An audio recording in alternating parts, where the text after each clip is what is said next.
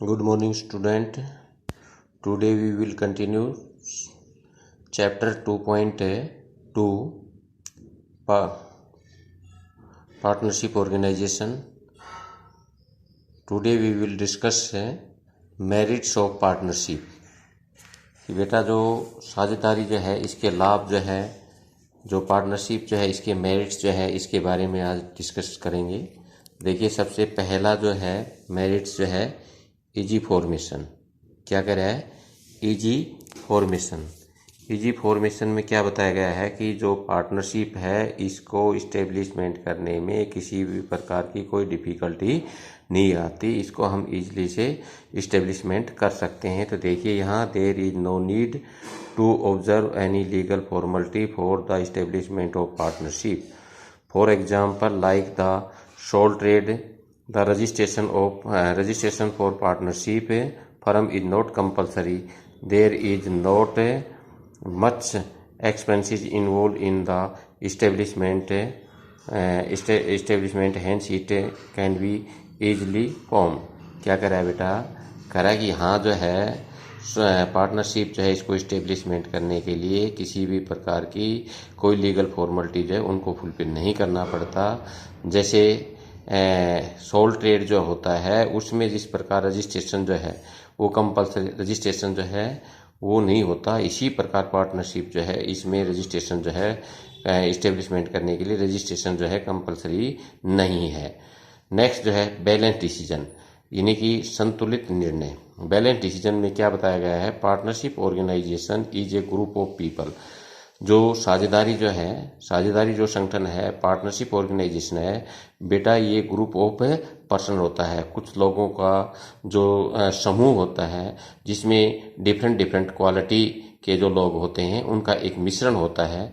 What ever decision are taken in it are based on the consultation among all the partners. In this way every business decision happen to be balance. क्या कर रहा है कि एक संतुलित निर्णय होता है। क्यों? क्योंकि पार्टनरशिप जो ऑर्गेनाइजेशन है इसमें बहुत सारे जो पार्टनर्स हैं उनका एक ग्रुप होता है पर्सन्स का, जिसमें अलग अलग प्रकार की जो क्वालिटी होती है उन सब का एक मिश्रण होता है। इसलिए इनके द्वारा जो लिया गया डिसीजन जो है वो आपस में परामर्श करने के बाद ही जो है डिसीजन लिया जाता है। इसलिए इनके द्वारा जो डिसीजन लिया जाता है उसको हम बैलेंस डिसीजन कहते हैं।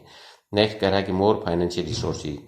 मोर फाइनेंशियल रिसोर्सेज का मतलब क्या है? यहाँ वित्तीय जो स्रोत हैं वो अधिक होते हैं। इसका कंपैरिजन बेटा हम एक्सप्लेन करते समय सोल ट्रेड जो है उसको लेंगे, क्योंकि sole trade suffer from the demerits of lack of capital.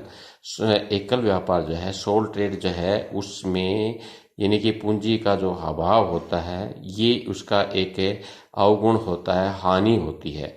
करा कि but the partnership business is free from, परंतु साझेदारी जो व्यवसाय है वो इससे फ्री हो गया है, स्वतंत्र है, क्योंकि इसमें इस प्रकार की जो है प्रॉब्लम नहीं आती। कैसे? The financial resources pulled by many partners assume the form of क्या करे बेटा? द फॉर्म ऑफ अनोरमस, यानी कि कैपिटल। क्या कह रहा है? यहाँ कह रहा है कि फाइनेंशियल रिसोर्सेज जो है वित्तीय स्रोत अधिक होते हैं। सोल ट्रेड जो है उसमें ओनली सिंगल पर्सन जो है वो ओनर्स होता है, वही अपने सेल्फ जो है हिमसेल्फ जो है उनके रिसोर्सेज से जो कैपिटल इन्वेस्टमेंट करता है। पार्टनरशिप जो है उसके कंपैरिजन में यहाँ बहुत अधिक जो पार्टनर्स होते हैं, इसलिए कह रहा है कि यहाँ जो फाइनेंशियल रिसोर्सेज जो है वो एकत्रित इकट्ठे होकर के एक विशाल पूंजी के रूप में हो जाते हैं। इसलिए कह रहा है कि एक यहाँ जो इस प्रकार के भी एडवांटेजेस जो है वो पाया जाता है। नेक्स्ट जो पॉइंट है हमारा, डिवीजन ऑफ रिस्क।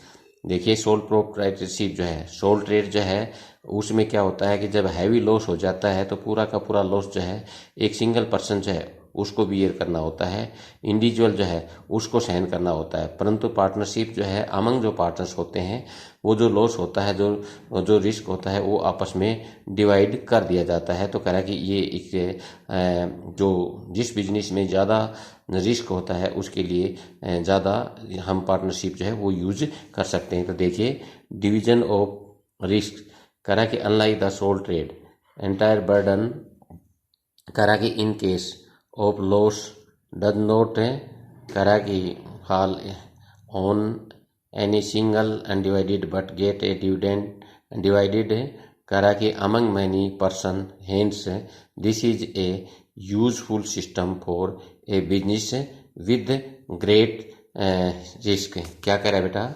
इसमें, देखिए ये कह रहा है कि हमारा जो है यानी कि जोखिम जो है उसका बंटवारा हो जाता है। कैसे?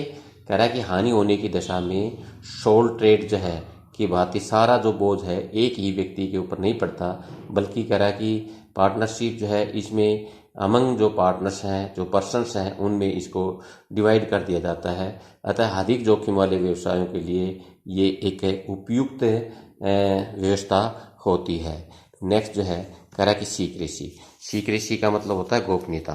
सीक्रेसी जो पॉइंट है बेटा, इसको एक्सप्लेन करते समय हम कंपनी जो है उससे कंपैरिजन करेंगे, क्योंकि सोल ट्रेड जो है उसमें भी सीक्रेसी मेंटेन होती है, परंतु यहाँ जब एक्सप्लेन करते हैं तो हम किसको, कंपनी जो है उसको हाईलाइट करेंगे।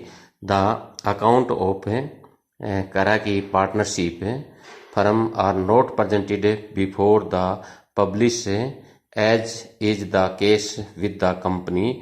करा कि in this way there is more secrecy in partnership as a compared to company. क्या कह रहा है बेटा, इसमें सीक्रेसी जो पॉइंट है इसको हाईलाइट किया गया है, एक्सप्लेन किया गया है। और सीक्रेसी का मतलब होता है गोपनीयता, क्योंकि कंपनी की भांति जो पार्टनरशिप जो फर्म के जो अकाउंट्स हैं उनको पब्लिक के सामने प्रस्तुत नहीं किया जा सकता। क्या होता है बेटा कि कंपनी जो है के जितने भी अकाउंट होते हैं, यानी कि कंपनी अपने अकाउंट्स को आम पब्लिक के सामने, यानी कि पार्लियामेंट जो है उसके माध्यम से आम पब्लिक के सामने पब्लिश करती है। पार्टनरशिप में इस प्रकार का प्रोविज़न नहीं होता कि वे अपने जो अकाउंट्स है वो आम पब्लिक में पब्लिश नहीं करते, प्रस्तुत नहीं करते। इसलिए यहाँ जो है कंपनी के कंपैरिजन में पार्टनरशिप जो है उसमें गोपनीयता जो है, सीक्रेसी जो है वो मेंटेन रहती है, इसमें गोपनीयता बनी रहती है। इस प्रकार इसमें ये भी एक एडवांटेज पाया जाता है।